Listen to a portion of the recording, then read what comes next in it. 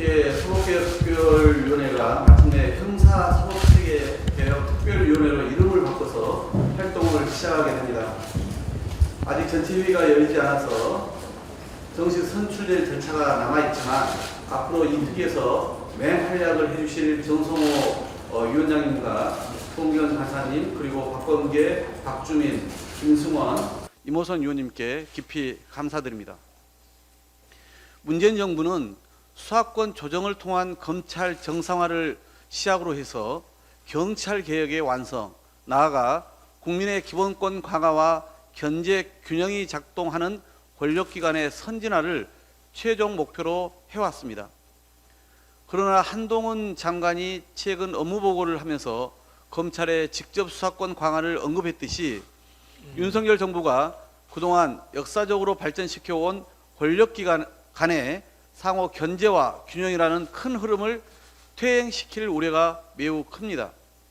그래서 국회 형사사법체계 개혁특위, 즉 사개특위의 역할이 참으로 막중합니다.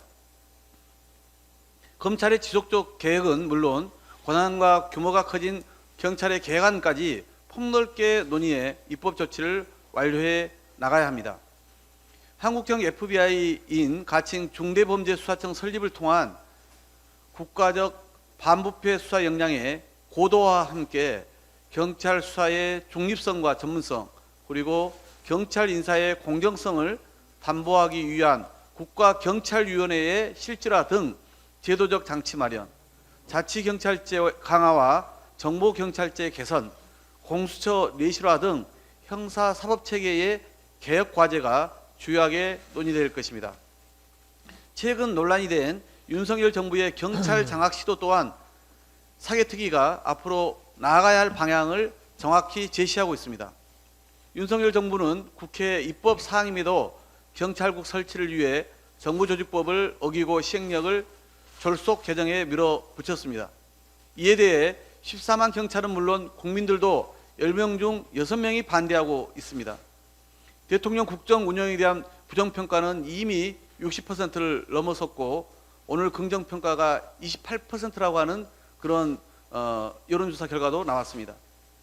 국회 합의대로 사개특위에서 여야가 다양한 의견을 수렴해 경찰에 대한 민주적 통제 방안을 마련했으면 될 일을 권력 장악에만 혈안이 되어 논란을 초래한 탓입니다.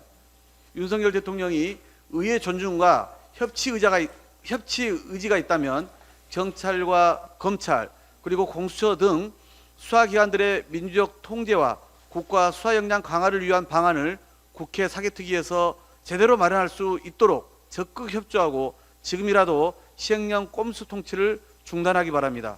민주당은 사개특위 활동을 통해 국민들께 약속드린 권력기관들의 개혁을 완성하고 윤석열 정권의 퇴행적 경찰 장악도 반드시 막아내겠습니다. 이상입니다.